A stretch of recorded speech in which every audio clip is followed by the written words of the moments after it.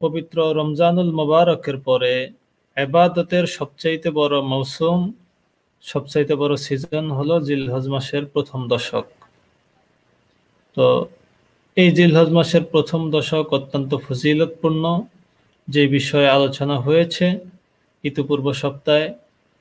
তো সেই বিষয়গুলোর মধ্যে একটা বিষয় এটাও যে এই দশক কেন ফজিলতপূর্ণ, তার মধ্যে একটা এটাও যে এই দশকের মধ্যে হজ এবং কোরবানির মতো গুরুত্বপূর্ণ ইবাদত রয়েছে।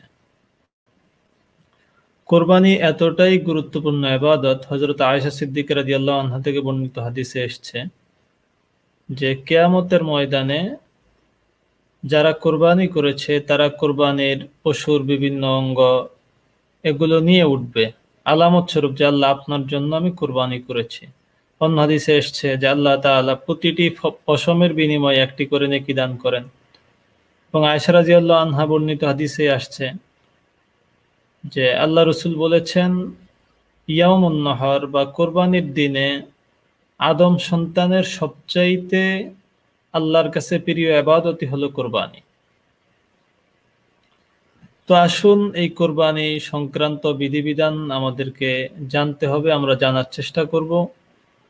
প্রথমত কথা হলো, কোরবানি তো আসলে আমরা সবাই বুঝি বা কোরবানির পরিচয় আমরা সবাই জানি, যে সেটা হলো জিলহজ মাসের 10 তারিখ সুবহে সাদেক। আজকে তো জিলহজ মাসের 1 তারিখ।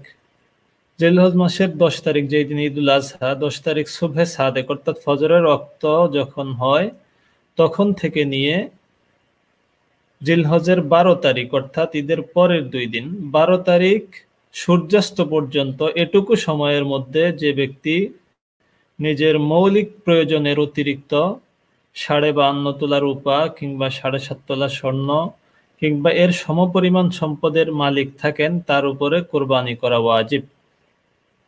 তিনি আল্লাহ রব্বুল আলামিনের নামে, আল্লাহ রব্বুল আলামিনের সন্তুষ্টির উদ্দেশ্যে এরকম সম্পদের মালিক ব্যক্তি এই নির্দিষ্ট দিনগুলোতে যেই পশু জবেহ করে থাকেন আল্লাহর নামে, সেটাকেই কোরবানি বলা হয়।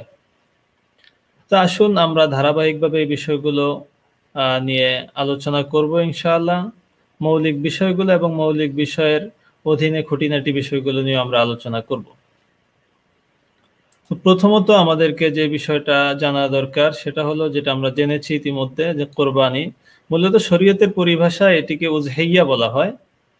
তো উযহিয়ার আবার কোরবানিও বলা হয়, বা এই ক্ষেত্রে কোরবানি শব্দ ব্যবহৃত হয়। আরবি শব্দ কোরবান অর্থ হলো উৎসর্গকৃত বস্তু। যেহেতু কোরবানিতে জন্তু আল্লাহর নামে উৎসর্গ করা হয়, সেহেতু এটাকেও কোরবান বলে। আর সেই কোরবান শব্দ থেকেই বাংলায় মূলত এই কোরবানি শব্দটা সমধিক পরিচিত, উযহিয়া নয়। তো কোরবানি তো আল্লাহ রব্বুল আলামিন পবিত্র কোরআনে কোরবানির ব্যাপারে বলেছেন, রাসূলুল্লাহ সাল্লাল্লাহু আলাইহি ওয়াসাল্লাম অসংখ্য হাদিসে বলেছেন। রাসূলুল্লাহ সাল্লাল্লাহু আলাইহি ওয়াসাল্লামের আমল, তার সাহাবায়ে কেরামের আমল, আল্লাহ তাআলা রাসূলকে নির্দেশ দিয়েছেন সূরাতুল কাউসারের মধ্যে, ফাসাল্লি লিরাব্বিকা ওয়ানহার, যে আপনি ঈদুল আজহার নামাজ পড়ুন, ওয়ানহার এবং কোরবানি করুন। তারপরে আল্লাহ রসুল সাল্লাল্লাহু আলাইহি ওয়াসাল্লাম নিজে কোরবানি করেছেন, যেমনটা অসংখ্য হাদিসে এসেছে। হযরত আনাস রাদিয়াল্লাহু আনহু থেকে বর্ণিত হাদিস, সহিহ মুসলিমের হাদিস, যে আন্নাহু সাল্লাল্লাহু আলাইহি ওয়াসাল্লাম দহা বিকাবশাইনি আমলাহাইনি আকরানাইনি দাবাহুমা বিয়াদিহি, যে রাসূল নিজে হাতেই কোরবানির পশু জবাই করেছেন। এভাবে অসংখ্য হাদিসে এবং আয়াতের প্রমাণ রয়েছে, এবং অত্যন্ত ফজিলতপূর্ণ ইবাদত। আল্লাহ রসুল বলেছেন যে ইয়াউমুন নাহর বা কোরবানির দিনে একজন বান্দা বা বান্দির সবচাইতে প্রিয় আমল হলো আল্লাহর কাছে কোরবানি। তো কোরবানি ওয়াজিব। যে কার উপর ওয়াজিব?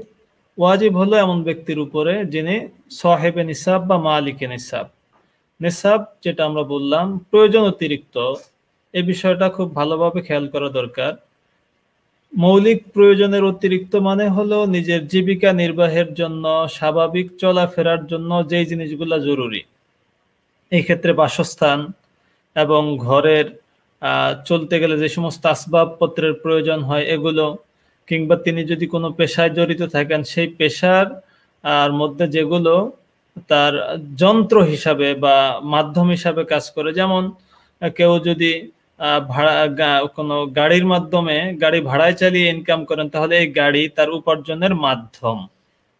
বা যিনি মিস্ত্রি, উদাহরণস্বরূপ রাজমিস্ত্রি হলে তার যে সমস্ত যন্ত্রপাতি ইত্যাদি থাকে এগুলো, অর্থাৎ একজন পেশাজীবীর পেশায় যে জিনিসগুলো জরুরি এগুলো, এবং তার সংসারে যে জিনিসগুলা নিত্য নৈমিত্তিক প্রয়োজন হয় এগুলো, এই সমস্ত বিষয়গুলো বাদ দিয়ে, এবং যদি তিনি এমন ঋণ থাকেন যেই ঋণগুলো এই মুহূর্তেই সেগুলোর তাগিদ রয়েছে বলতে যে আমার কাছে টাকা আসলেই সাথে সাথে এই ঋণগুলো পরিশোধ করতে হবে, এমন নয় যে এগুলো কিস্তিতে কিস্তিতে ধারাবাহিক বছরে বা মাসে শোধ করা হবে, আসলে শোধ করতে হবে, এরকম ঋণ যেগুলো, যেই ঋণগুলো নিজের একান্ত প্রয়োজনে নেওয়া হয়। হ্যাঁ, যেই সমস্ত ঋণ যেমন বড় বড় কোম্পানি বা ব্যবসায়িক প্রতিষ্ঠান শত শত কোটি টাকার ঋণ নেয় সেগুলো নয়, কারণ সেগুলো ব্যবসায়িক প্রকল্পের ঋণ, সেগুলো তার জন্য একজন মানুষের জন্য জীবিকা নির্বাহের জন্য এই সমস্ত ঋণের জরুরত না। তাছাড়া সেগুলো মানে একসাথে সবগুলো তলবও করা হয় না, বরং সেগুলো ধারাবাহিকভাবে শোধ করতে হয়। এই জন্য জাকাতের ক্ষেত্রে সেই সমস্ত ঋণের ক্ষেত্রে বৎসরান্তে যেইটুকু ঋণ তাকে শোধ করতে হয় সেটুকু শুধু বিয়োগ হয়। তো কোরবানির ক্ষেত্রে এই ঋণগুলো বিয়োগ করা হবে, এবং তার প্রয়োজনীয় আসবাবপত্রগুলো বিয়োগ করার পরে যদি দেখা যায় তার কাছে 52.5 তোলা রূপা বা 7.5 তোলা স্বর্ণের সমপরিমাণ সম্পদ রয়েছে, তবে সেই ক্ষেত্রে তার উপরে কোরবানি ওয়াজিব হবে এবং কোরবানি করতে হবে। এটা জরুরি ইবাদত, ওয়াজিব ইবাদত।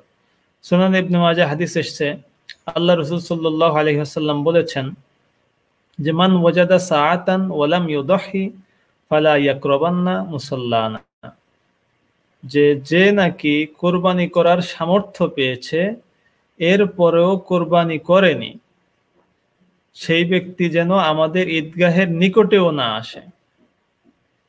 সুনান ইবনে মাজাহ হাদিস। তো এই জন্য যাকে আল্লাহ তাআলা সামর্থ্য দিয়েছেন তার জন্য কোরবানি করতে হবে। এই ক্ষেত্রে এই বিষয়টাও স্মরণে রাখা চাই যে অনেকে এখন এমনটা বলছেন যে এই সময় মহামারীকালীন সময়ে কোরবানি করবে এই ঝামেলার মধ্যে। দেখুন যে মদিনায় আল্লাহ রসুল সাল্লাল্লাহু আলাইহি ওয়াসাল্লাম এবং সাহাবায়ে কেরামের যুগে বহু যুদ্ধ বিগ্রহ বিভিন্ন ধরনের পরিস্থিতি গেছে, এরপরও আমরা দেখেছি যে আল্লাহ রসুল কোরবানি করেছেন, সাহাবায়ে কেরাম কোরবানি করেছেন। আর বর্তমানে যে পরিস্থিতিতে যার সামর্থ্য রয়েছে তার জন্য কোরবানি করা সম্ভব। ব্যাপারটা এমন নয় যে তার কোরবানি করতে নিষেধাজ্ঞা রয়েছে বা তিনি কোরবানি করতে পারবেন না, এমন কোনো পরিস্থিতি নেই। কাজে এই ধরনের অজুহাত দেখিয়ে যার সামর্থ্য রয়েছে তিনি সাহেবে নিসাব তিনি কোরবানি থেকে বিরত থাকতে পারেন না।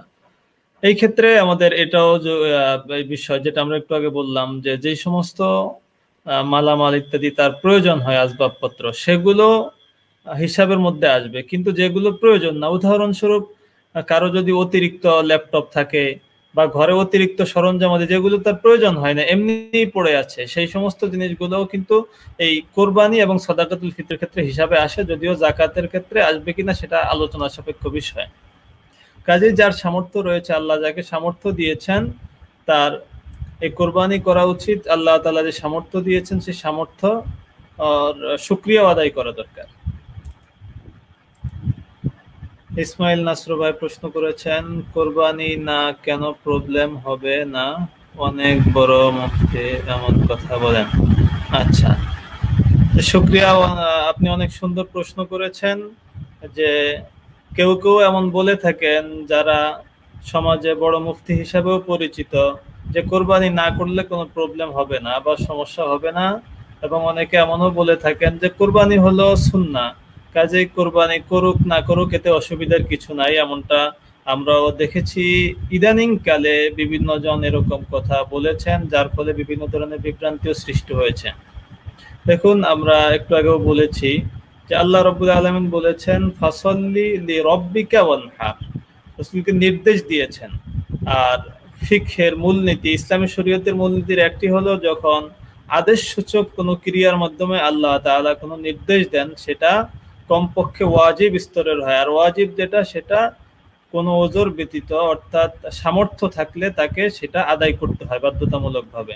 তাছাড়া আল্লাহ রাসূল যেখানে স্পষ্ট বলেছেন যে যার সামর্থ্য রয়েছে, মান ওয়াজাদা সাআতান ওয়া লাম ইউদহি ফালা ইয়াকরাবান্না মুসাল্লানা, তাহলে সেজন্য আমাদের ঈদগাহের নিকটেও না আসে। তাহলে আল্লাহর রাসূল একটা ইবাদত যদি এমন হতো যে সামর্থ্যবানরা চাইলে করবে, না চাইলে করবে না, এমন ইবাদত হলে আল্লাহ রাসূল সাল্লাল্লাহু আলাইহি ওয়াসাল্লাম কখনোই এমন ধমকি দিতেন না যে যার সামর্থ্য রয়েছে সে যদি কোরবানি না করে সেজন্য আমাদের ঈদগাহের নিকটেও আসে। তো কাজেই যারা এমনটা বলছেন, হ্যাঁ অবশ্য কিছু কিছু ইমামের এমন বক্তব্য রয়েছে যে তারা কেউ কেউ বলেছেন সুন্নতে মুআক্কাদা, শুধু সুন্নাহ না। আর সুন্নতে মুআক্কাদার মানে হলো যে বেলা জরুরত সুন্নতে মুআক্কাদা ছাড়াও নিষেধ, কোনো ওজর ব্যতীত। যেমন নামাজের আগে পরে যে সুন্নতে মুআক্কাদা গুলো আছে, ফরজ নামাজের আগে পরে, এই ক্ষেত্রে কোনো মুসাফির ব্যক্তি যদি গাড়ি ছুটে যাওয়ার আশঙ্কা থাকে কিংবা সময়ের অভাব থাকে, সেই ক্ষেত্রে তার জন্য ছেড়ে দেওয়ার অনুমতি আছে, কিন্তু স্বাভাবিকভাবে ছেড়ে দেওয়ার অনুমতি নাই। তো তারাও এমনটা বলেন, যারা সুন্নতে মুআক্কাদা বলেন, যে তারাও যে সুন্নতে মুআক্কাদা মানে হলো যেটা ওয়াজিবের একেবারেই কাছাকাছি। হ্যাঁ, তখন তফাৎ এটুকু যে ওয়াজিব ছেড়ে দিলে ইচ্ছাকৃত যেই গুনাহ হবে, সুন্নতে মুআক্কাদা ছাড়লে গুনাহ তার চেয়ে কিছুটা কম হবে। তো কাজে এই ধরনের যারা বিভ্রান্তি ছড়াচ্ছে যাদের কথায়, তা আমরা আশা করব যে তারাও বিভ্রান্তি ছড়াবে না, আর আপনারাও দর্শক শ্রোতা এই ব্যাপারে বিভ্রান্ত হবেন না। অবশ্যই যাদেরকে সামর্থ্য দিয়েছেন আল্লাহ, তারা কুরবানি করবেন। আসলে এই সাথে সাথে আরেকটা বিষয়, এটা একটা তো হলো যার উপরে সামর্থ্য রয়েছে যার, তার উপর কোরবানি করা ওয়াজিব। আরেকটা হলো এটা অনেক সময় আমরা মান্নত করে থাকি। যেমন অনেক সময় এমন হয়ে থাকে যে আমার ছেলেটা অসুস্থ, যদি সুস্থ হয়ে যায় তাহলে আমি আল্লাহর নামে কুরবানি করব। এই ধরনের মান্নতের মাধ্যমেও কুরবানি ওয়াজিব হয়। যদি এই শর্ত পূরণ হয়ে যায়, ছেলে সুস্থ হয়ে যায়, তাহলে এই মান্নতের কুরবানিও আদায় করতে হবে। হ্যাঁ, তবে এখানে তফাৎ এটুকু যে নিজের ওয়াজিব কুরবানি আদায় করলে সেই কুরবানির গোশত নিজে খাওয়া, গরিব মিসকিনকে দেওয়া, আত্মীয় স্বজনকে দেওয়া, হাদিয়া দেওয়া ইত্যাদি সব কাজে ব্যয় করা যায়। কিন্তু যদি মান্নত আদায়ের উদ্দেশ্যে কোরবানি করা হয়, সেই কোরবানির গোশত শুধুমাত্র যারা নাকি যাকাত যোগ্য ব্যক্তি, এমন ব্যক্তিদেরকেই দিতে পারবে। ফকির মিসকিন যারা যাকাত ভোগ করতে পারে তারাই খেতে পারবে, অন্যরা নয়। এমনকি যিনি কোরবানি দিয়েছেন তিনি নিজেও নয়। শুধু এটা মান্নতের কোরবানির ক্ষেত্রেই নয়, বরং মান্নতের যে কোনো বস্তুর ক্ষেত্রেই। আর আরেকটা হলো যে অনেক সময় যার কোরবানি ওয়াজিব, তো একটা কোরবানি দিলেই তার জন্য ওয়াজিব আদায় হয়ে যায়, কিন্তু দেখা যায় তিনি অনেক সময় আরো বেশি কোরবানি দিতে চান নফল কোরবানি হিসেবে, সেটাও করা যেতে পারে, কোনো অসুবিধার কিছু নাই। কিংবা অনেক সময় দেখা যায় কোনো ব্যক্তির উপরে কোরবানি ওয়াজিব না, এরপরও তিনি নফল কোরবানি হিসাবে আদায় করতে চান, করতে পারেন। এখন বিষয় হলো যে সামর্থ্য থাকলেই, যেটা আমরা বললাম, এই পরিমাণ সম্পদের মালিক থাকলেই কি তার উপরে কোরবানি ওয়াজিব হয়ে যাবে? এই ক্ষেত্রে এই প্রশ্নের উত্তর হলো যে এই ক্ষেত্রেও কিছু শর্ত শারায়াত আছে। এক নম্বরে হলো যে কোরবানি অবশ্যই মুসলমানের উপরে ওয়াজিব হয়, চাই সে নারী হোক পুরুষ হোক, তার উপরেই কোরবানি ওয়াজিব হবে। তো এই জন্য যিনি মুসলিম না তার উপরে কোরবানি ওয়াজিব না। দ্বিতীয়ত হলো মুকিম হওয়া, অর্থাৎ কোনো ব্যক্তি যদি এমন অবস্থায় থাকেন, মুসাফির অবস্থায় থাকেন, যেখানে তার কাছে টাকা পয়সা ইত্যাদিও নেই, কিংবা সেখান থেকে তার জন্য কোরবানি আদায় করাও সম্ভব না, এমন পরিস্থিতি হলে মুসাফির ব্যক্তির জন্য তখন কোরবানি ওয়াজিব থাকে না, যদি কোরবানির দিনগুলিতে তিনি মুসাফির থাকেন। তারপরে তৃতীয়ত হলো যেটা আমরা বললাম সামর্থ্য থাকা, আর আরেকটা হলো বালেগ হওয়া এবং বিবেকবান হওয়া। অর্থাৎ কোন মুসলিম মুকিম ব্যক্তি উপরে কোরবানি ওয়াজিব হয় যিনি নাকি নিসাব পরিমাণ সম্পদের মালিক, এবং সাথে সাথে সেই লোকটা সুস্থ বিবেকের দিক থেকে। যদি কোনো মানসিক অসুস্থ হয়, পাগল ব্যক্তি হয়, তার উপরে কোরবানি ওয়াজিব হয় না।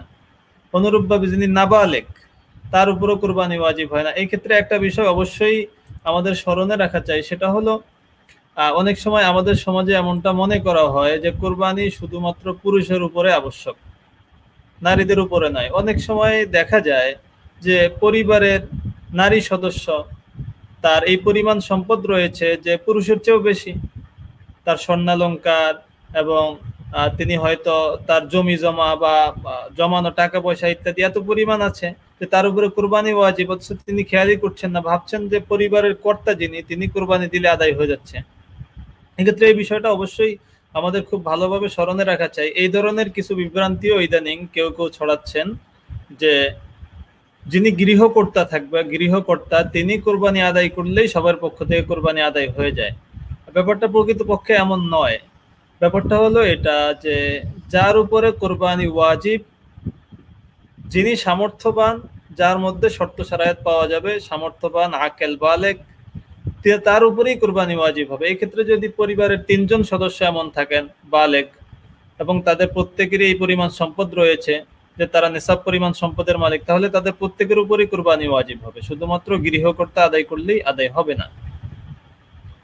বিষয় হলো যেই কারণে ওয়াজিব হচ্ছে, এই বিষয়টা আমরা খুব ভালোভাবে খেয়াল করি যে অনেক সময় দেখা যায় এমন ব্যাপারটা যে আমার উপরে যেই নামাজ ফরজ বা বালেগ হওয়ার কারণে, মুসলমান হওয়ার কারণে আমার পরিবারে যারা বালেগ এবং মুসলমান থাকবে তাদের সবার উপরে কিন্তু নামাজ ফরজ, আমার আদায় দ্বারা হয় না। কাজেই যেহেতু কোরবানি ওয়াজিব হওয়ার কারণই হলো নিসাব পরিমাণ সম্পদের মালিক হওয়া এবং আকেল বালেগ মুসলমান হওয়া, তো এই শর্ত যার মধ্যেই পাওয়া যাবে, পরিবারের ৫ জনের মধ্যে পাওয়া গেলে ৫ জনের উপরেই কোরবানি ওয়াজিব, আর যদি একজনেরও না পাওয়া যায় একজনের উপর ওয়াজিব না। এই বিষয়টা স্মরণে রাখা চাই। এই গেল একটা বিষয়। তারপর আরেকটা বিষয় হলো আমাদের সংসারে অনেক সময় যে সমস্ত বাচ্চা কাচ্চারা থাকে, দেখা যায় তাদের নামেও ডিপিএস ইত্যাদি থাকে, তারাও সম্পদশালী, যেটা একটু আগে আমরা বলছি যে যেহেতু সে বালেগ না, নাবালেগ হলে তার উপরে কোরবানি ওয়াজিব হয় না। হ্যাঁ, তবে অভিভাবক চাইলে তার সম্পদ থেকে বা নিজের সম্পদ থেকে কোরবানি করতে পারবেন, যদিও তার সম্পদ থেকে করার ব্যাপারে ইখতিলাফ বা মতভেদ রয়েছে, কিন্তু অভিভাবক চাইলে তার পক্ষ থেকে তার নাবালেগ সন্তান যে সম্পদশালী তার পক্ষ থেকে কোরবানি করতে পারেন, বা অনেকে করা এটাকে মুস্তাহাব বলেছেন। হ্যাঁ, এখন কথা হলো যে উজহিয়া বা কোরবানি যেই কোনো পশু দিয়ে কি করা যায়, জন্তু দিয়ে? এক্ষেত্রে কতগুলো শর্ত রয়েছে। এক নম্বরে কিছু শর্ত এমন যেই শর্তগুলো হলো কোরবানির জন্তুর ক্ষেত্রে সম্পৃক্ত, কিছু শর্ত হলো যে ব্যক্তি কোরবানি দিবেন বা যার উপর কোরবানি ওয়াজিব তার সাথে সম্পৃক্ত। তো কোরবানির জন্তুর সাথে সম্পৃক্ত শর্তগুলোর ১ নম্বরে শর্ত হলো যে সেগুলো গৃহপালিত পশু হবে, এবং গৃহপালিত পশুর মধ্য থেকে ৩ শ্রেণী। ৩ শ্রেণীর ১ শ্রেণী হলো উট, দ্বিতীয় শ্রেণী হলো গরু মহিষ, তৃতীয় শ্রেণী হলো ছাগল, ভেড়া, দুম্বা। তাহলে কোরবানি গৃহপালিত পশু দ্বারা আদায় করতে হবে, এবং সাথে সাথে গৃহপালিত পশুর মধ্যে এই ৩ শ্রেণী শুধুমাত্র। কারণ আল্লাহ তাআলা বলেছেন ওয়ালিকুল্লি উম্মাতিন জাআলনা মানসাকাল লিয়াযকুরু ইসমাল্লাহ আলা মা রাযাকাহুম মিন বাহিমাতিল আনআম, সূরাতুল হজের ৩৪ নম্বর আয়াতে। যে তাহলে আমরা যেটা বললাম যে কোরবানি গৃহপালিত পশু দ্বারা হবে এক, দ্বিতীয়ত হলো ৩ শ্রেণীর, এক হলো উট, দ্বিতীয়ত হলো গরু বা মহিষ, তৃতীয়ত হলো ছাগল, ভেড়া, দুম্বা। এর বাইরে হালাল পশু যদিও হয়, চাই সেটা বন্য হোক গৃহপালিত হোক, এর দ্বারা কোরবানি আদায় হবে না। ধরুন হরিণ, হরিণ একটি হালাল প্রাণী, তার গোশত খাওয়া বৈধ, কিন্তু এ সত্ত্বেও হরিণ দ্বারা কোরবানি করলে কোরবানি আদায় হবে না। এই জন্য এই ৩ শ্রেণী, এবং এই ৩ শ্রেণীর মধ্যে ১ নম্বর শর্ত তো হলো এটা বললাম যে এগুলো গৃহপালিত পশু হওয়া, এবং তার মধ্যে এই ৩ শ্রেণী শুধুমাত্র। দ্বিতীয়ত হলো যে এই পশু গৃহপালিত পশু বা এই ৩ শ্রেণীর হলেই যথেষ্ট নয়, বরং এগুলো নির্দিষ্ট বয়স পর্যন্ত পৌঁছানো জরুরি। সেই ক্ষেত্রে ছাগল, ভেড়া, দুম্বা কমপক্ষে ১ বছর বয়স অতিক্রান্ত করা, গরু এবং মহিষ কমপক্ষে ২ বছর অতিক্রান্ত হওয়া, উটের ক্ষেত্রে ৫ বছর অতিক্রান্ত হওয়া। তাহলে আমরা দেখলাম যেই ৩ শ্রেণীর পশু দ্বারা, জন্তু দ্বারা কোরবানি করা যায়, সেই ৩ শ্রেণীর জন্তু, ১ নম্বর শ্রেণী ছাগল, ভেড়া, দুম্বা, এগুলার ক্ষেত্রে কমপক্ষে বয়স ১ বছর হতে হবে। হ্যাঁ, তবে দুম্বার ক্ষেত্রে হাদিসের মধ্যে এটুকু ছাড় আসছে যে যদি কেউ কোরবানি দিতে না পারেন, রাসূল বলছেন নি'মাতুল উযহিয়া আল জাযউ মিনাজ জান। অন্য জায়গায় আছে সাহাবী বলছেন যে হুজুর আমার তো শুধুমাত্র একটা ৬ মাস বয়সী দুম্বা আছে, তখন রাসূল বলছেন ঠিক আছে সেটা দ্বারা করা যাবে। শুধু দুম্বার ক্ষেত্রে 6 মাস হলে তাও সেই ক্ষেত্রে শর্ত হলো এটা যে 6 মাসে সেটা এত হৃষ্টপুষ্ট হবে যে 1 বছরের না 6 মাসের এটা দেখে বোঝা সম্ভব নয়। শুধু এই ক্ষেত্রে এটুকু স্যার। তাহলে প্রথম শ্রেণী ছাগল, দুম্বা, ভেড়া এই ক্ষেত্রে কমপক্ষে 1 বছর বয়স হওয়া, গরু এবং মহিষের ক্ষেত্রে 2 বছর, উটের ক্ষেত্রে 5 বছর বয়স হওয়া জরুরি। এর নিম্নে হলে এর দ্বারা কোরবানি বৈধ নয়। তৃতীয়ত হলো এই জিনিসগুলো, কোরবানির জন্তুগুলো বড় ধরনের দোষ ত্রুটি মুক্ত হওয়া। তো বড় ধরনের দোষ ত্রুটিগুলো কি? মাজহারুল ইসলাম ভাই প্রশ্ন কমেন্ট করেছেন, গুরুত্বপূর্ণ আলোচনা, ধন্যবাদ, অনেক অনেক ধন্যবাদ আমাদের সঙ্গে থাকার জন্য। নূরে জান্নাত, আকিকা ও কোরবানি একসাথে দেওয়া যাবে কি? অনেক সুন্দর প্রশ্ন করেছেন, আপনাকে প্রশ্ন করার জন্য ধন্যবাদ। 7 জনে ভাগে ও আকিকা একসাথে হবে কিনা? আচ্ছা, আপনি অনেক সুন্দর প্রশ্ন করেছেন। কোরবানি 7 ভাগে দিলে হবে না, এটা কি ঠিক? আচ্ছা, আপনি কয়েকটা প্রশ্ন করেছেন। এক হলো কোরবানির সাথে আকিকা করা যাবে কিনা। হ্যাঁ, কোরবানির সাথে আকিকা করা যাবে। এই ব্যাপারে সাহাবায়ে কেরাম রাদিয়াল্লাহু আনহুম তাদের আমল রয়েছে সাহাবায়ে কেরাম থেকে যে তারা কোরবানি এবং আকিকা একই পশুর মধ্যে একত্রে করেছেন। তাবেঈনদের থেকে এই ধরনের আমল বর্ণিত হয়েছে এবং পাশাপাশি ফুকায়ে কেরাম এটাকে বৈধ বলেছেন। হ্যাঁ, তবে যারা বৈধ বলেছেন তারাও মনে করেন তাদের মতো এটা যে আকিকা এবং কোরবানি আলাদা আলাদা করা উত্তম, একই পশুতে না করা, আলাদা আলাদা করা উত্তম। আপনি আরেকটি প্রশ্ন করেছেন যে 7 ভাগে কোরবানি দেওয়া যাবে কি না। হ্যাঁ, 7 ভাগে কোরবানি অবশ্যই দেওয়া যাবে। এই ব্যাপারে হযরত জাবের রাদিয়াল্লাহু আনহু সহ অসংখ্য সাহাবায়ে কেরাম থেকে বর্ণিত হাদিস আছে যে হুদায়বিয়ার সময় আল্লাহ রাসূল সাল্লাল্লাহু আলাইহি ওয়াসাল্লাম যে সাহাবায়ে কেরামকে যে কোরবানি করার নির্দেশ দিয়েছেন, সেই কোরবানি উট এবং গরু এগুলোতে 7 জন মিলে একত্রে কোরবানি দেওয়ার অনুমোদন দিয়েছেন, আর ছাগল, দুম্বা, ভেড়া এগুলোর ক্ষেত্রে একজন। খুদ রাসূলুল্লাহ সাল্লাল্লাহু আলাইহি ওয়াসাল্লাম থেকে এমনটা প্রমাণিত। কাজেই কেউ যদি এমন ইশকাল করে বা প্রশ্ন করে যে বৈধ না বা এই ধরনের কোনো কথা বলে, এমনটা ঠিক নয়।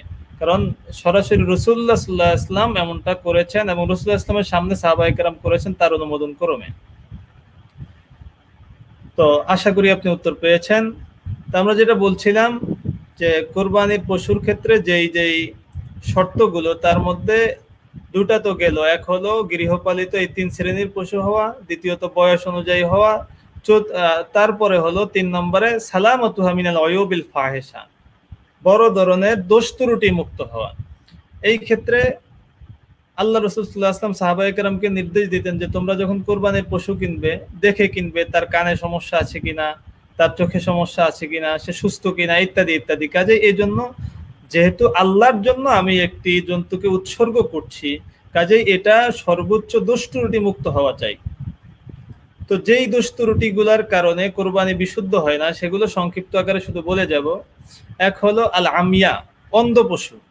আরেকটা হলো আল আওরা আল বাইয়িনু আওয়ারুহা, অর্থাৎ এক চোখ অন্ধ, যেটার এক চোখ অন্ধ, যেটাকে বাংলায় অনেক জায়গায় আঞ্চলিক ভাষায় কানা বলে। তো এক হলো দোনো চোখ অন্ধ, দ্বিতীয় হলো এক চোখ অন্ধ।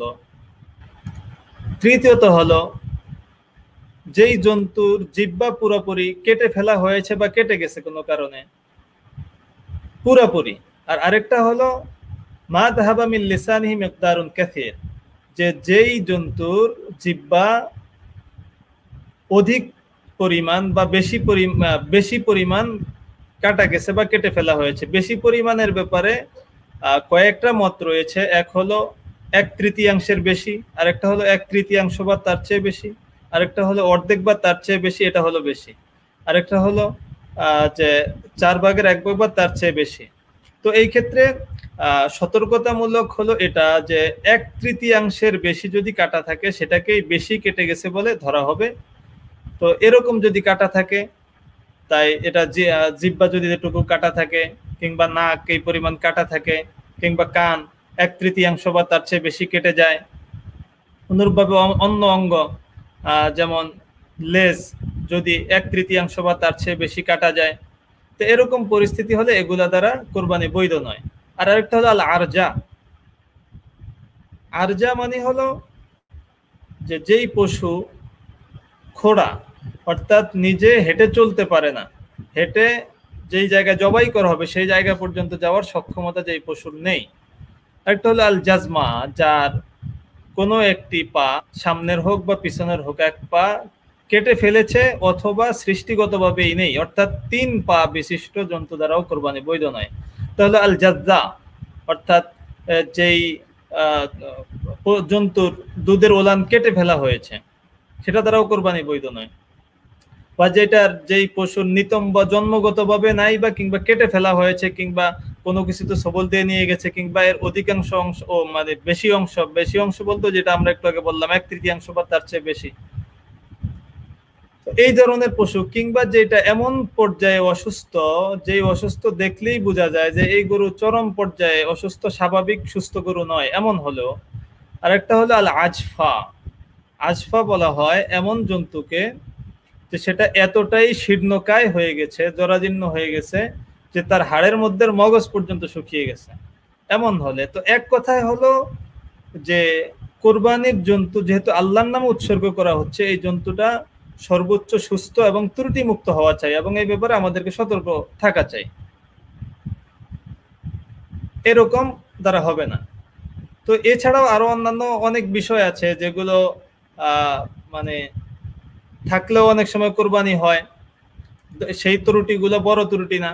আর যেগুলোর মধ্যে বড় ত্রুটি কোরবানি হয় না তার মধ্যে একটা এটাও যে জাল্লালা যেটাকে বলা হয়, কিছু পশু আছে বা কিছু জন্তু আছে এমন যেগুলো সবসময় কদার্য বস্তু, ময়লা বস্তু ভক্ষণ করে খায়, যার ফলে দেখা যায় তার পুরো গোশতের মধ্যেও এর আসর, এর প্রভাব পড়ে যায়, গোশতের মধ্যে থেকে কেমন গন্ধ আসে। এই ধরনের যদি হয় সেই ক্ষেত্রে এর দ্বারা কোরবানি বৈধ, তবে শর্ত হলো এটা যে কমপক্ষে উট হলো 40 দিন অন্য খাবার দেবে বেঁধে রেখে, অর্থাৎ ময়লা বা দুর্গন্ধ খাবার খেতে দেবে না। গরু হলে 20 দিন, ছাগল ইত্যাদি হলে 10 দিন। তো এছাড়া আরেকটা বিষয় হলো এটা যে সেই বিষয়টাও আমাদেরকে জানা থাকা দরকার। অনেক সময় এরকমটা প্রচলিত আছে যে যদি গর্ভবতী পশু হয় তার দ্বারা কোরবানি করলে কোরবানি আদায় হয় না। 1 নম্বর কথা হলো এটা যে গর্ভবতী পশু দ্বারা কোরবানি দেওয়াটা অনুত্তম। যদি অন্য পশু পাওয়া যায়, অন্য জন্তু পাওয়া যায় সেটা দিয়ে কোরবানি দিবে, কিন্তু যদি একান্ত কেউ গর্ভবতী পশু দিয়ে, গর্ভবতী জন্তু দিয়ে কোরবানি দেয় সেক্ষেত্রে তার কোরবানিও বিশুদ্ধ হবে।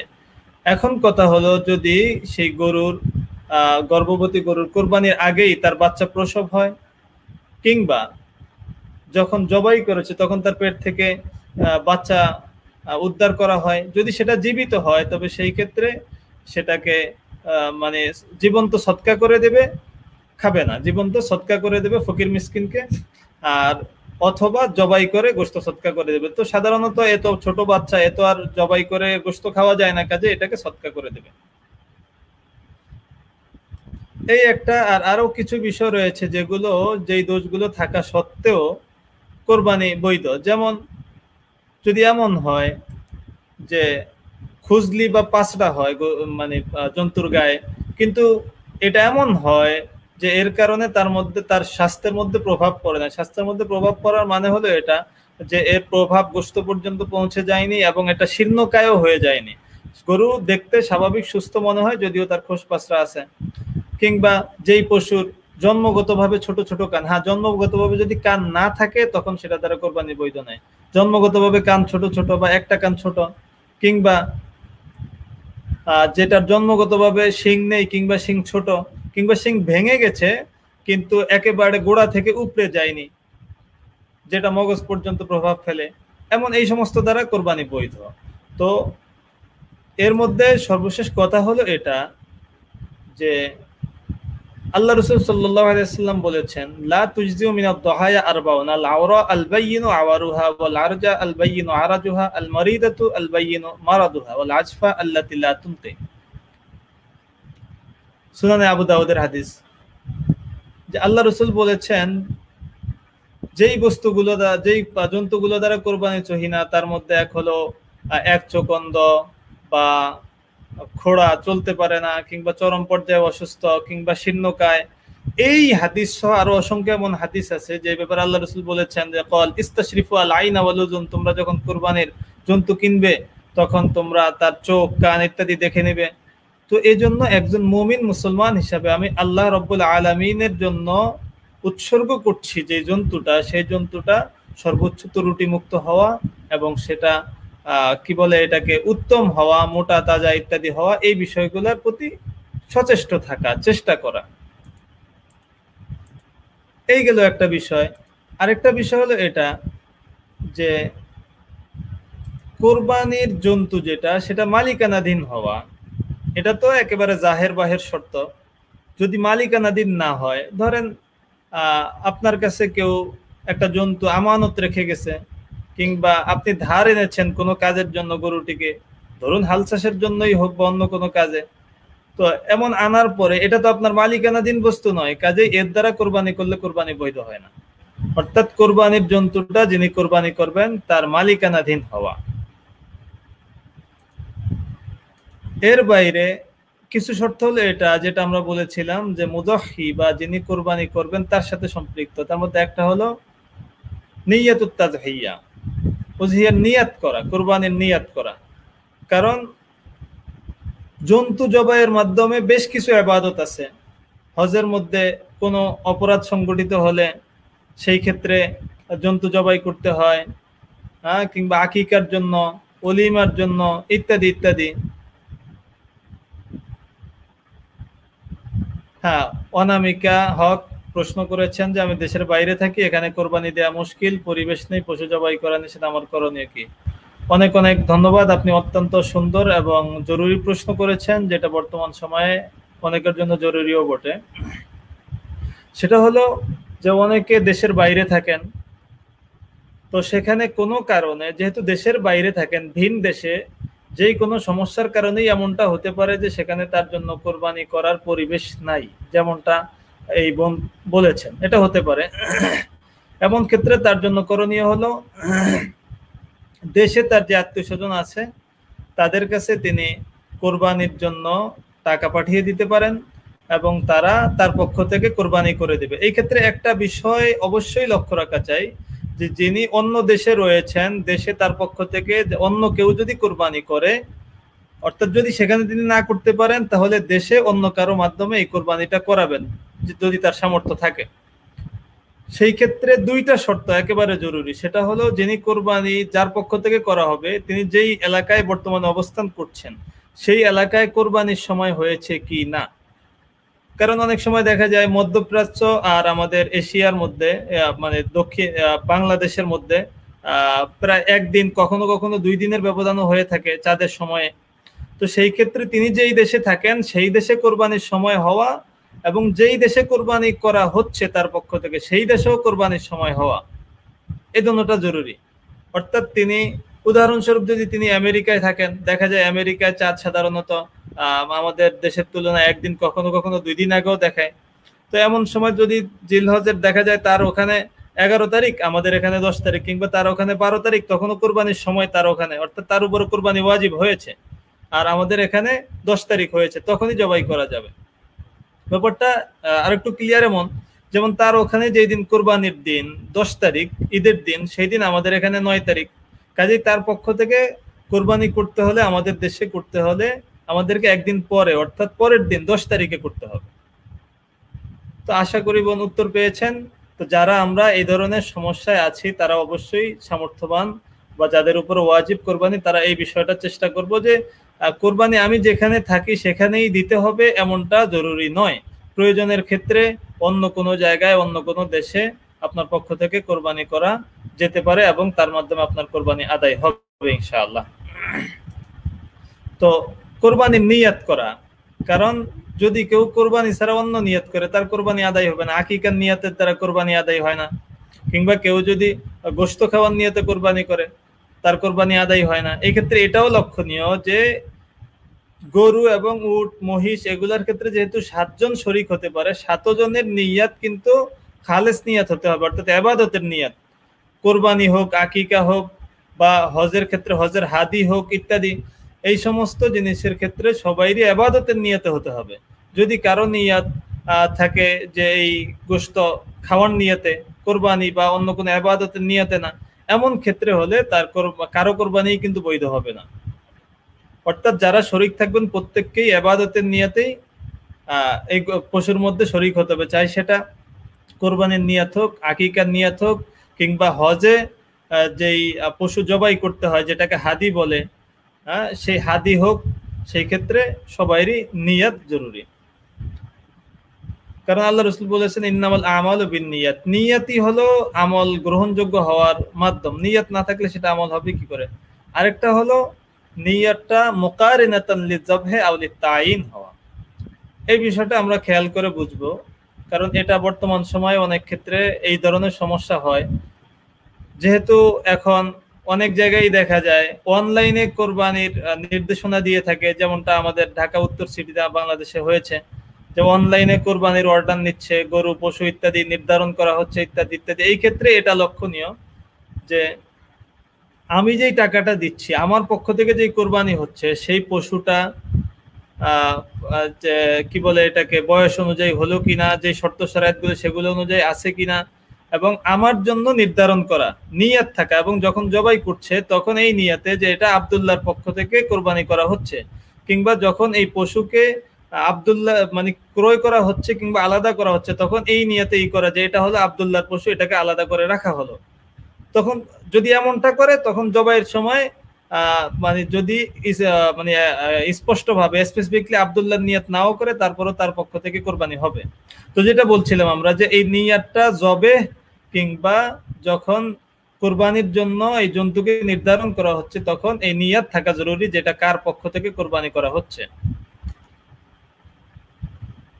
এই একটা। আর আরেকটা হলো যে যেটা আমরা একটু আগেও বলেছিলাম, যদি যারাই কোরবানির যে পশুর মধ্যে 7 জন পর্যন্ত শরীক হতে পারে, গরু মহিষ এবং উট, সেই ক্ষেত্রে সবাই নিয়াতই ইবাদতের নিয়াত হতে হবে, চাই সেটা কোরবানি হোক বা আকিকা হোক বা অন্য কোনো ইবাদত যেগুলো জন্তু জবাইয়ের মাধ্যমে আদায় করা হয়। তো এই তো গেল বিষয়। এর মধ্যে এই বিষয়টাও আমরা বলে রাখি, সেটা হলো যে কোরবানির পশু কখন জবাই করবে। আমরা একটু আগেও বলেছি যে জিলহজের 10 তারিখ সুবে সাদেক অর্থাৎ ফজরের রক্তক থেকে নিয়ে 12 তারিখের সূর্যাস্ত পর্যন্ত হলো কোরবানির সময়। হ্যাঁ, কিন্তু যেখানে ঈদের নামাজ হয় বা যাদের উপর ঈদের নামাজ ফরজ, যেই এলাকায়, এই এলাকায় এখন ঈদের নামাজ আবশ্যক নয় এমন এলাকা পাওয়া খুব দুষ্কর। সেই ধরনের গ্রাম এখন বর্তমান সময়ে খুব একটা নেই বা পাওয়াও যায় না। যদিও কোনো দেশের হয়তো একেবারে বিচ্ছিন্ন অঞ্চলে এমন এলাকা থাকতে পারে যেখানে বিরান ভূমি, 1-2 জন মানুষ বা 1-2টা বাড়ি, তাদের জন্য ঈদের নামাজ জুমার নামাজ ওয়াজিব না, এমন এলাকা খুব দুষ্কর। তো এই ক্ষেত্রে ঈদের নামাজ অনুষ্ঠিত হওয়ার পরেই কোরবানি করা যাবে, এর আগে নয়। তো ঈদের নামাজ অনুষ্ঠিত হয়ে যাওয়ার পর থেকে নিয়ে 12 তারিখ সূর্যাস্তের আগ পর্যন্ত কোরবানি করা যাবে। এই ক্ষেত্রে রাতেও কোরবানি করা যাবে। তবে রাতে কোরবানির ক্ষেত্রে ইমামদের বক্তব্য রয়েছে মাকরুহ। সেটা এই জন্য যে রাতে কোরবানি করলে অনেক সময় দেখা যাবে জবের যে রগগুলো কাটা দরকার সেটা হয়তো ঠিক মতো কাটতে পারেনি, কিংবা হাতও কেটে যেতে পারে অন্ধকারের কারণে। কিন্তু যদি এখন যেই মানে ইলেকট্রিসিটির যুগ, একেবারে আলোকিত অবস্থা, দিনের মতো ক্রিস্টাল ক্লিয়ার অবস্থা, সেই ক্ষেত্রে মানে রাতে কোরবানি করা মাকরুহ হবে না। তো সুপ্রিয় দর্শক শ্রোতা, কোরবানির বিষয়টা আসলে আরো অনেক বিস্তৃত। এই বিষয়ে আরো অনেক মানে খুঁটিনাটি অনেক বিষয় রয়েছে, যে বিষয়গুলো আসলে আলোচনা এই অল্প সময়ের মধ্যে করে শেষ করা সম্ভব না। তারপরেও আমরা যতদূর আলোচনা করলাম, আশা করি অনেক বিষয় এসে গেছে। তার মধ্যে যদি কোনো বিষয় না এসে থাকে, সেই ব্যাপারে আপনাদের প্রশ্ন থাকলে আপনারা প্রশ্ন অবশ্যই জেনে নেবেন। আপনার যার কাছ থেকে সহজ হয় বা যার কাছ থেকে সুবিধা হয় সেখান থেকে জেনে নেবেন, যে আলেমের কাছে আপনার সুবিধা হয় বা আপনার কাছাকাছি যিনি থাকবেন। এবং পাশাপাশি বর্তমান সময়ে যে সমস্ত বিভ্রান্তিমূলক কথা বিভিন্ন জায়গায় ছড়ানো হচ্ছে, সেগুলো থেকে আমরা হেফাজতে থাকব। যাদের উপরে কোরবানি ওয়াজিব, আল্লাহ যাদেরকে সামর্থ্য দিয়েছেন, আমরা সবাই কোরবানি করব। যদি আমি যেখানে রয়েছি সেখানে কোরবানি করা অসুবিধা বা কষ্টকর হয়, সেই ক্ষেত্রে যেই জায়গায় কোরবানি করার সুযোগ আছে, আমার আত্মীয় স্বজন ইত্যাদি আছে, সেই জায়গাগুলোতে আমরা কোরবানি করতে পারবো। এবং বাকি যেই বিষয়গুলো সংক্ষিপ্ত এখনো রয়েছে, এই বিষয়গুলো আমরা হয়তো আগামী পর্ব তো রয়েছে 19 তারিখ, যেটা হলো জিলহজের 8 তারিখ, জুলাইয়ের 19 তারিখ, আরাফা দিবস এবং ঈদুল আজহা করণীয় বর্জনীয়। সেক্ষেত্রে কোরবানির বাকি আরো যে মাসাইলগুলো আছে সেগুলো আমরা ওখানে প্রাসঙ্গিকভাবে আলোচনায় নিয়ে আসবো ইনশাআল্লাহ। আর যদি আমরা আমাদের জন্য সুযোগ হয় তাহলে আমরা এর মাঝখানে হয়তো আরো একটা দিন এরকম একটা পর্ব করব, যে বাকি আরো বেশ কিছু বিষয় আলোচনা করার জন্য।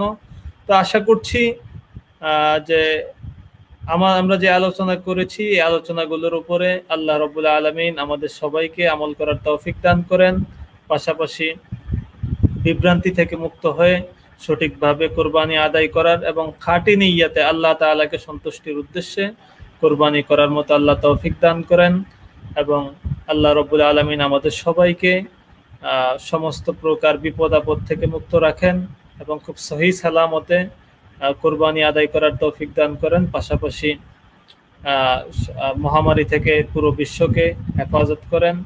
এবং আশা করছি আপনারা আমাদের সঙ্গে থাকবেন এবং সামনের পর্বগুলোতে আমাদের সঙ্গে থাকবেন ইনশাআল্লাহ। আবার দেখা হবে। আল্লাহ রাব্বুল আলামিন আমাদের সবাইকে খালেস নিয়তে বিশুদ্ধভাবে ইবাদতগুলো করার এবং বিভ্রান্তি থেকে বেঁচে থাকার তৌফিক দান করেন।